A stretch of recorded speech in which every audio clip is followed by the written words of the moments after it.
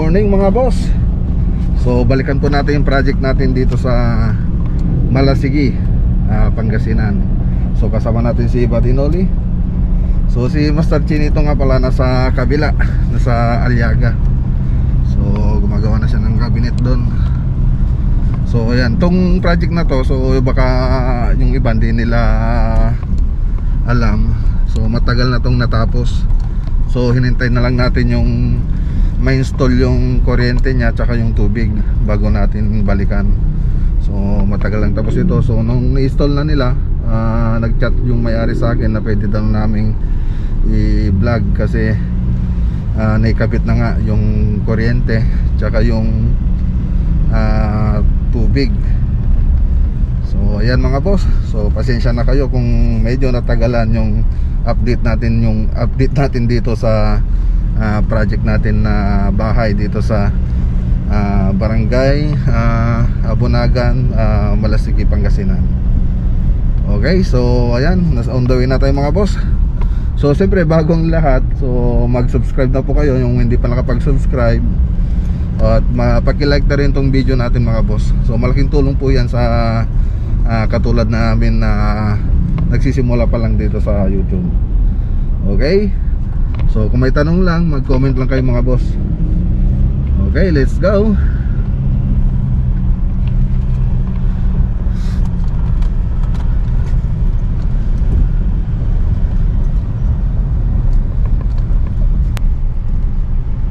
Okay, dito na tayo mga boss.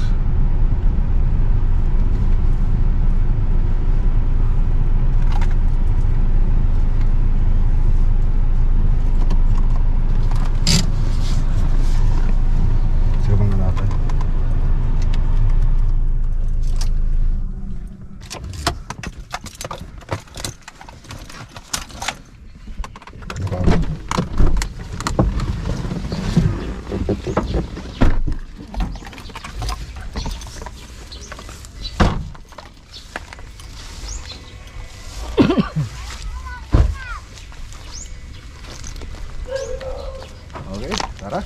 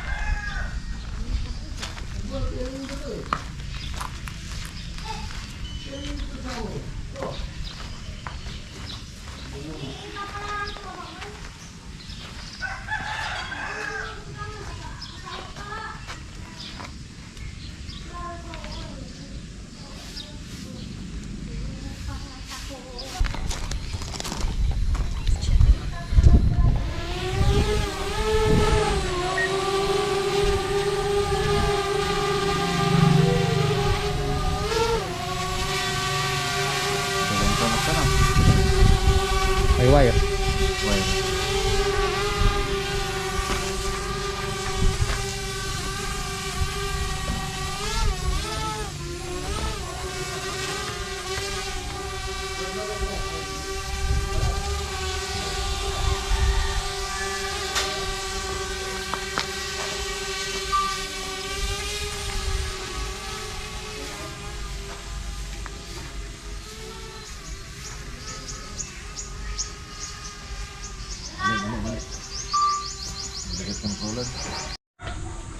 Okay, yan na mga boss. So balikan na natin yung project natin ditong house project sa Malasigi, Pangasinan. So ayan, so nakapag-landscape na rin sila, ay kasalukuyang nagla-landscape na rin sila dito mga boss. So patingin natin mula sa labas hanggang sa loob. Okay, so ikutin muna natin mga boss. So dito, so nakapag-landscape na sila rito mga boss. So ayan na. Tapos yung iba, yung ibang nagtatrabaho, so nagla-landscape na rin sila doon sa bandang gilid. So ayan. Tapos dito, nag-iba na rin yung itsura ng mga kapitbahay. So may dati wala pang ano to, wala pang bakod. So ngayon may bakod na. So magkakapatid rin yung mga nandito mga boss na nakatira. So ayan, so pinakita ko lang. So malaking pinagbago nung mula nung umalis tayo rito mga boss. Okay, so ito yung harap natin mga boss. So itong bahay na to mga boss nasa 100 square meter, bungalow house. May dalawa siyang bedroom, ay tatlong bedroom, saka siyempre CR na dalawa, tapos dining, saka kitchen, tapos may siyempre living room. So ayan mga boss, so libutin natin. So dito nga pala sa harap mga boss, itong combination ng bahay na kulay ng bahay na ginawa nila, so ay pinintura nila. So hindi na kami kasi nagpintura na ito mga boss. So may kwento kasi itong bahay na to. So ang dapat sanang tatapos nito si engineer. So ngayon hindi ko na lang babanggitin. So sabihin ko na lang kung ano yung pintura nito. So yung pintura nito, kabisado ko naman yung pintura ng Davis. So dito, seal gray yung nilagay dito, at saka seal gray dun sa bandang baba dun, tapos gray light, tapos smoke gray dun sa may taas. So dito ganun din. So seal gray, so seal gray dito sa may baba, tapos dito gray light sa may gitna. So grade light din na rin doon. Tapos yung mga ibang accent niya na yon, so silver din yun mga boss, yung mga poste doon. Tapos ito tiles na lang ito na kulay brown. So pang exterior. Okay, so libutin natin mga boss. So nakapag landscape na sila. So may nakausap na silang gumawa rito. So kasalukuyan nilang ginagawa ngayon mga boss. Okay, wait natin. So yan, so may accent na rin siyang parang brown na orange mga bintana niya. So sa hindi nakakaalam, ito nung nilagay ng engineer ito, so hardiplex lang ito. Tapos ipinako na lang sa pader. Tapos parang naglagay siya ng ng space para magkaroon ng groove. So ganyan ang ginawa ng engineer dito. Tapos syempre may mga moldura na rin ginawa si engineer dito. So ayan, kahit wala siya, pinapaliwanag ko yung mga tinabaho niya rito. Siyempre may canopy rin. Okay, so dito sa bandang kusina, so ito yung extension na ginawa nila. So hindi ito kasali dun sa 100 square meter. So in extension lang nila ito. So bali ang sukat na ito nasa 3 by 5 yata, kung di ako nagkakamali, itong extension na pinagawa nila madam. So additional sana yan. Okay, so hindi yan kasali dun sa 100 square meter na sinabi ko. Okay, ikot ulit tayo.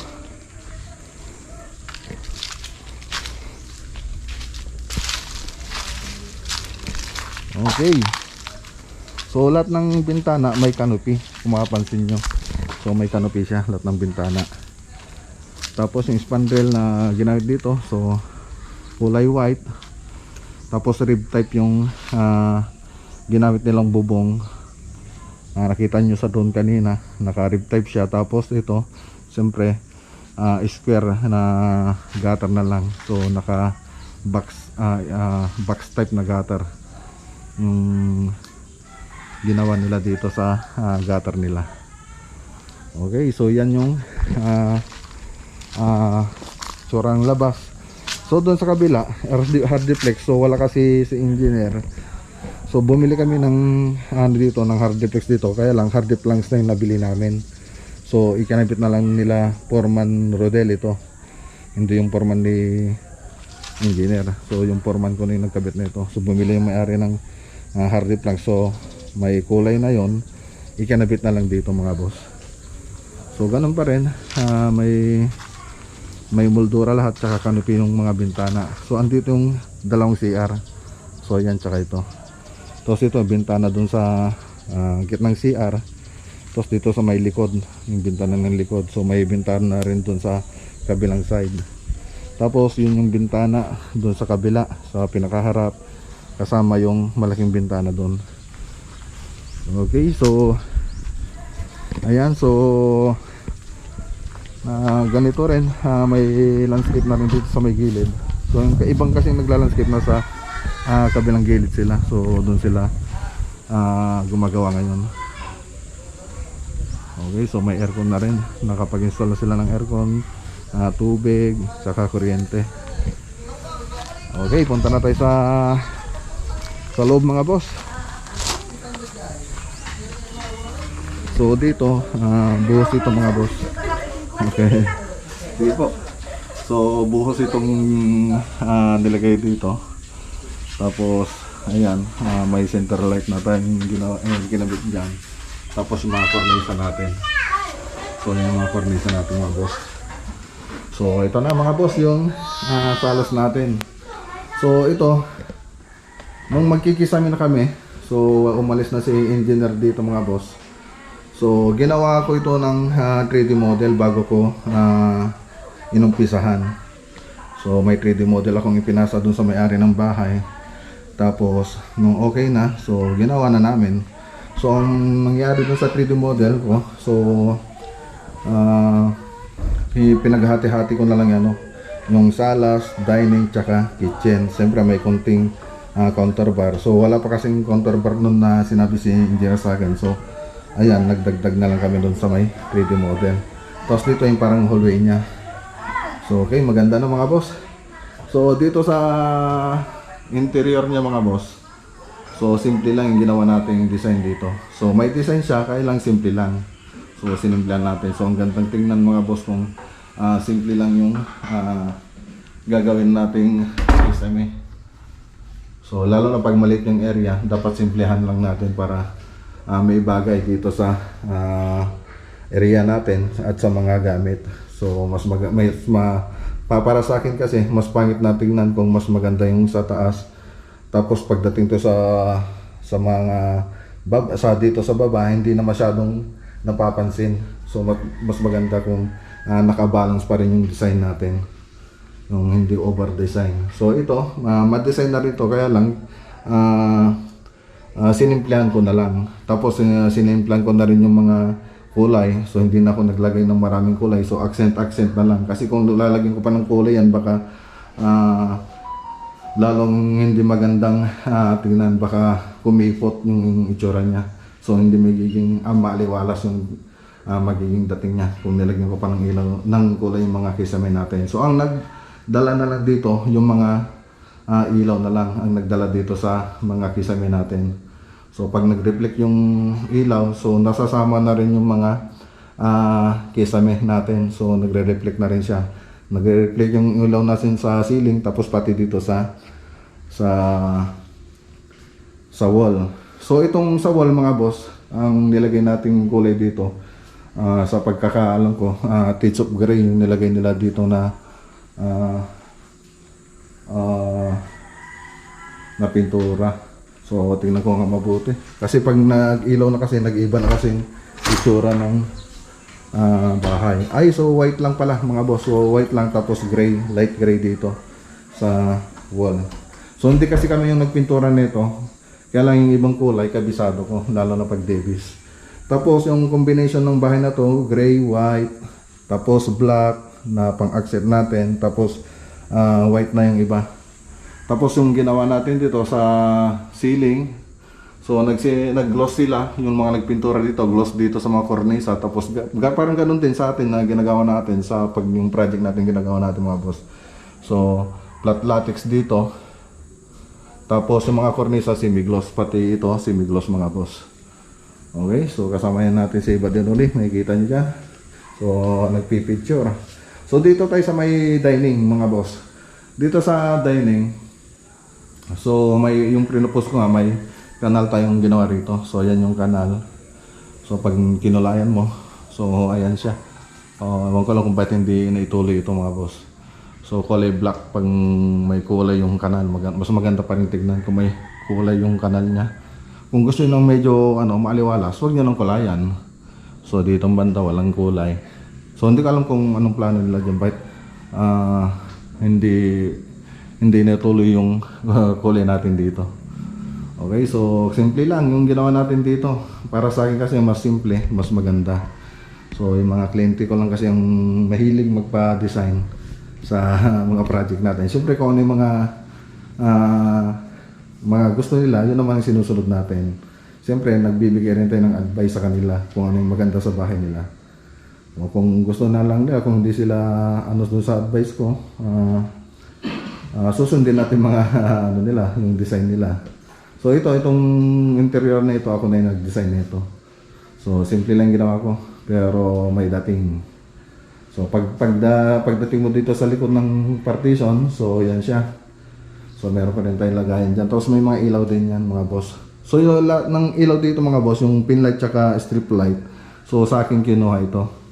Yung mga ilaw na ginamit natin, strip light, pin light, tapos center light, yung circular. Yun ang kinuha nila sa amin. Tapos may knock bar tayo na ginawa rito. So ito yung last na ginawa namin dito mga boss, itong kitchen cabinet nila with knock bar. So yan. So yan na. So nipaliwanag ko na rin ito noon sa ibang video natin. So may apat na drawer, tapos open shelves na yan, tapos meron din siyang pull out, tapos gas range, range hood.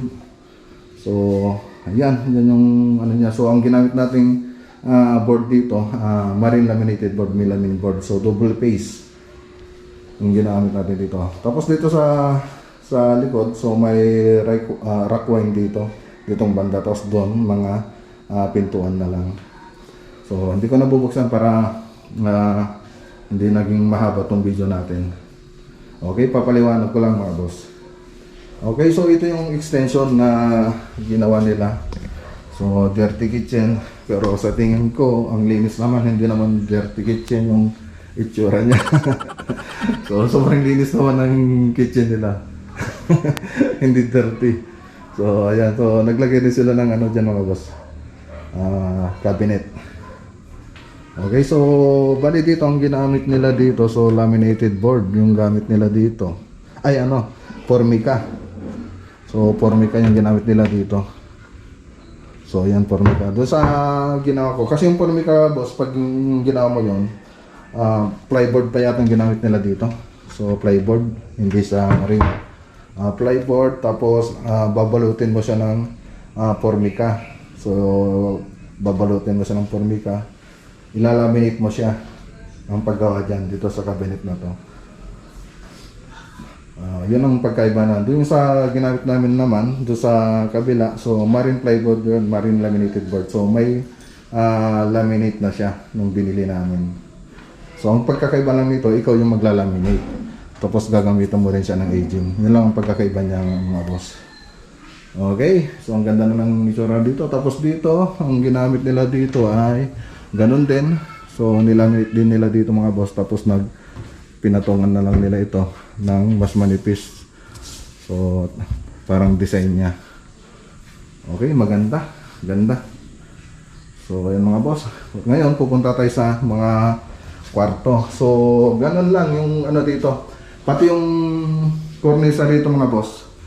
Ayan, so isa lang yung design na ginamit natin dito. So yung new design na ND na model, tapos yung nasa taas yung 45 na model yung ginamit natin cornisa. Tapos siyempre naglagay rin tayo ng ceiling rose. Okay, so ayan. So punta tayo dito sa kwarto. So sa kwarto ng anak niya, so wow, ang ganda na. So pink yung kulay ng kwarto ng anak niya mga boss. Ayan. Tapos, Hello Kitty. Alam niyo na, kung may tingnan ganyan, may Hello Kitty na. So, mayroon na rin natutulog dito mga boss. Yung natutulog na rin yung bata rito. Okay. So, ganun lang yung ginawa natin ditong ceiling. So, light color lang yung ginawa ng mga pintor dito. So, hindi kami nagpintura dito mga boss. Yung mga kilala nila, madam na yung nagtuloy na ito, na nagpintura. So, yung nangyari nga, sinabi ko. So, ganun yung nangyari. So, hindi ko na may kikwento rito. Tapos mahaba-haba na kung kikwento ka pa rito. Tapos ito, siyempre, yung mga pinlight natin. So, yan, yung nilagay natin. So, galing din sa Maclagonilla Cornices yung mga boss. Okay. So, punta tayo dito sa kabilang kwarto. So, dito sa kabilang kwarto, so, ayan. So, parang light brown siya o cream. Dark cream, parang ganun yung kulay ng kwarto natin dito. So, tricolor din yung mga strip light, tapos pin light na nilagay natin dito. So, pares lang din yung mga kornisa na ginamit natin dito. So, ayan, ganda. Okay, so may natutulog na dito mga boss. Okay, so ito yung CR, yung common CR nila mga boss. So, ayan. Okay na. So, pasensya na kayo kung hindi ako nakapagsabi ng kagad bago ko punta. So, hindi kasi sila nakapaglinis dito nung biglaan lang kasi ako nung pumasyal dito mga boss. So, shower room doon, tapos dito yung dry area. Tapos may konting pedestal tayo dito, tapos mirror. Okay. So, punta na tayo dito sa master bedroom. So, pagpasok pa ng master bedroom, so, mayroon tayong madadaan ng CR. So, ito rin, ganun din. So, dry area. Tapos, dun yung shower room. Siyempre, may pedestal din, tsaka mirror. Okay. So, yung ilaw nila dito, so, yung surface light, yung nilagay natin ilaw dito. So, tricolor na 12 watts. Ganun din sa kabilang CR. So, dalawa yung banyo nito mga boss. Isa sa common, tsaka isa dito sa may master bedroom. So, dito tayo sa master bedroom. Okay, so high ceiling yung master bedroom natin mga boss. Ayan, so yung nilagay dito na kulay, kung di ako magkakamali, anong kulay ba to? Smoke gray yata. So, smoke gray ng Davis. Kaya lang, nilagyan nila ng gloss yata. Pinakintab nila ng pader. Nilagyan nila ng emulsion. Kaya makintab kung hindi ako magkakamali. So, hindi kasi ako yung nagpintura dito. Kaya hindi ko alam kung paano yung proseso nila. Tapos, ganun din yung nilagyan natin dito. Yung mga strip light, mga cornisa, tapos center light. So, pare-pares lang yung itsura ng cornisa, mga ilaw na nilagay natin dito. Tapos ito, so binili na nila lahat yung ready-made na nila itong binili. Itong mga nandito mga boss. Okay, ready-made na nila ito. So pati ito ready-made na rin ito na binili nila. Tapos tayo itong kama, so ready-made na rin itong nabili nila madam. So ang ganda na mga boss. So ang ganda ng bahay pag simple lang. So, simple lang. So, tapos, kung bukod sa mas maganda para sa akin, pag simple lang yung, lalo na dito sa mga kwarto. Pag simple lang, bukod sa simple lang siya, magandang tingnan, maayos tingnan, maganda sa mata tingnan. So, ang isa pang dyan, kung wari ikaw yung nagpapabahay, so, kumuha ka ng gagawa sa bahay mo. So, sa kanila yung arawan sila kung wari arawan sila tapos ikaw bibili. Kung nilagyan mo ng maraming design ito kasi yung pinakasimpleng cove design namin pag kami yung gumagawa. So, testing natin dito sa kabila. Punta tayo. Para parehas lang ganyan. So, ito yung pinakasimpleng design pag gumagawa kami ng mga kwarto, cove light sa mga kwarto. So, ito pag ikaw nagpagawa na ito mga boss, pag dinagdagan mo ng marami pang design dyan, siyempre, yung magagastusin mo rito, magiging marami na. Magagastos ka sa framing, sa materyales, tapos siyempre magdadagdag ka rin ng gastos sa labor mo. Ganon ka gastos kung papadesignan mo pa to. Bukod sa over design na, medyo hindi na magandang tignan na rin yung itsura niya. Tapos mapagastos ka pa sa labor tsaka sa materials.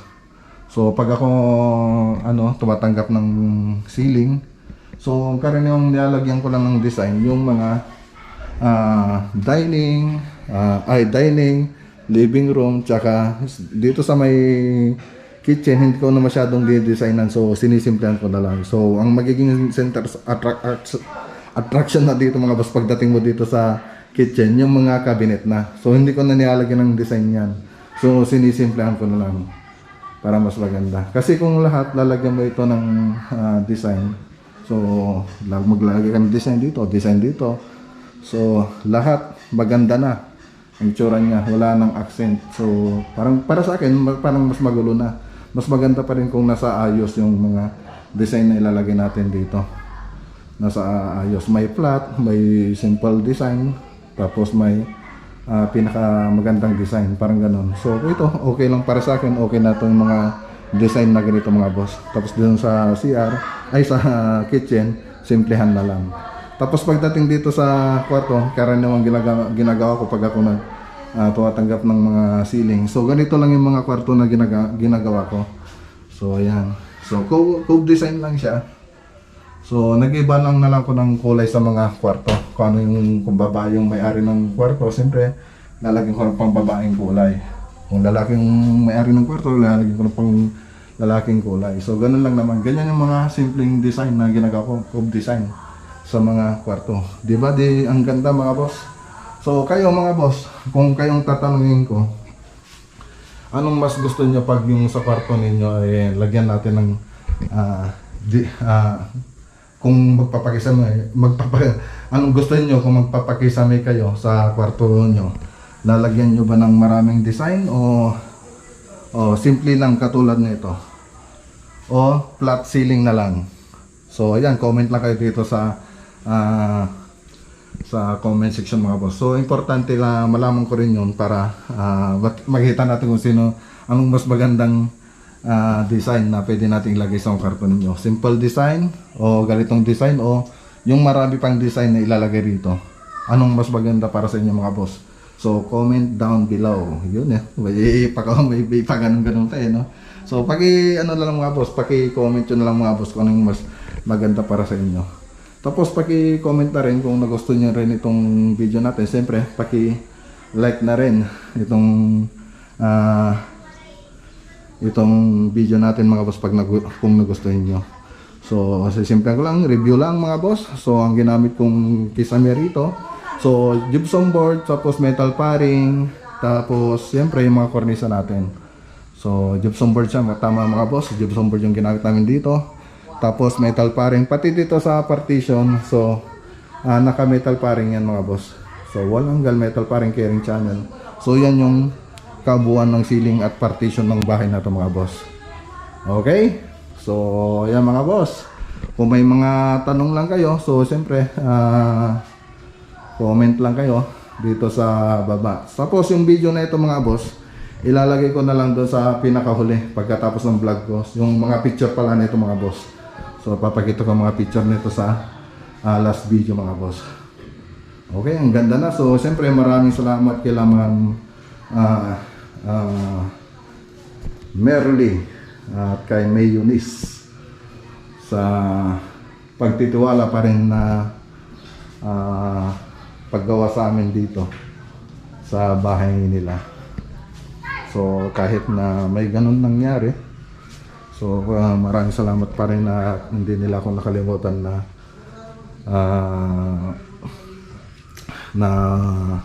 kontakin nung natapos itong bahay nila.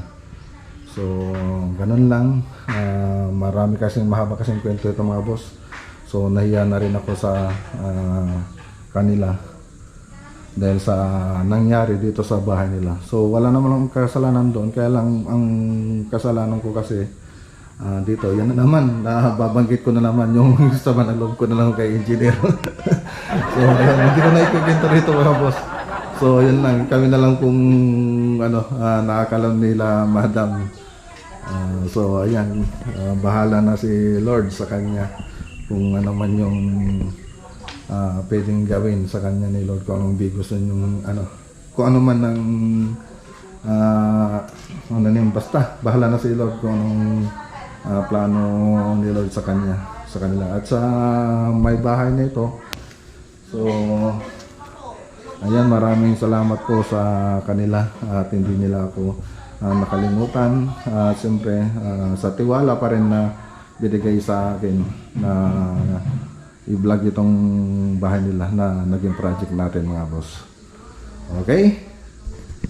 So, ayan mga boss. So, ayan mga boss. Kung may shoutout man, siyempre kita-kita tayo dun sa bahay. Doon ko na lang babasahin. Tapos pagkatapos ng shoutout, ibibigay ko yung picture nito sa huling video. Okay, so ayan lang mga boss. Sana nagkaroon kayo ng idea, lalo na sa mga nagpapagawa ng bahay dyan at sa mga gustong gumawa ng ganitong mga project. Sana nakatulong po ito sa inyo, lalo na sa mga nasa abroad. Siyempre mga nasa abroad, yan lang ano nila magkaroon silang bahay, gumanda yung pamilya nila, gumanda yung takbo ng buhay nila, lalo na sa mga anak nila.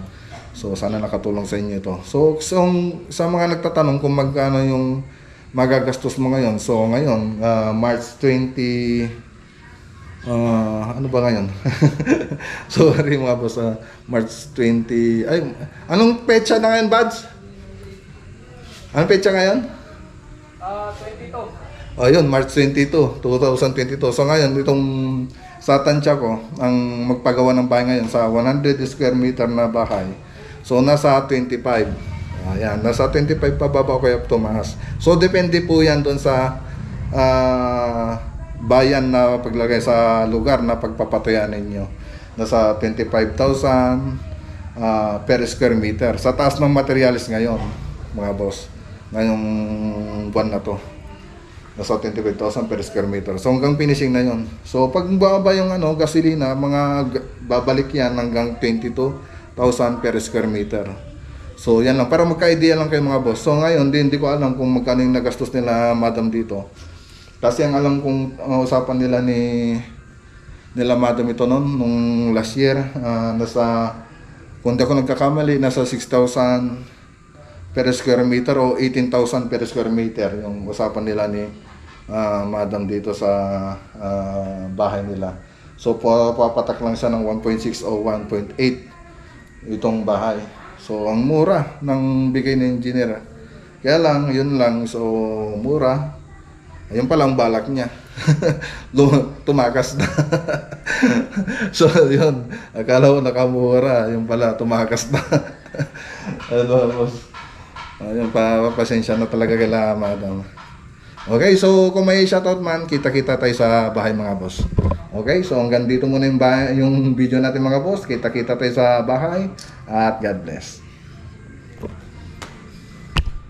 Okay, alright. So ayan mga boss, shoutout muna tayo mga boss. So shoutout kay Soplado Tots TV. Shoutout din kay Jerry and Bebing Tabligan ng Valladolid, Negros Occidental. Siyempre shoutout din kay Ronely Larana. Tapos shoutout din kay Furniture Boys Vlog. So pinapa-shoutout niya si Sir Manny Nogoy. Teacher niya daw sa pagbubonsai. So ayan mga boss. So shoutout din sa mga subscriber natin na kila Sir Romel Polanco. Shoutout din kay Ma'am Emma Canedo at kay Sir Manny Abraham. So yan po yung mga nagpa-shoutout mga boss, tsaka yung subscriber natin mga boss. So yan mga boss. So hanggang dito lang video natin mga boss. So susunod ko lang yung mga picture ng bahay na project natin. Okay, so sana nakatulong ito sa mga nagpapabahay dyan at sa mga gustong magpagawa ng mga ganitong mga project. Paki-like na rin po mga boss at mag-subscribe na rin po kayo kung hindi pa kayo nakapag-subscribe sa channel natin. Okay, so ingat po tayo lagi at God bless.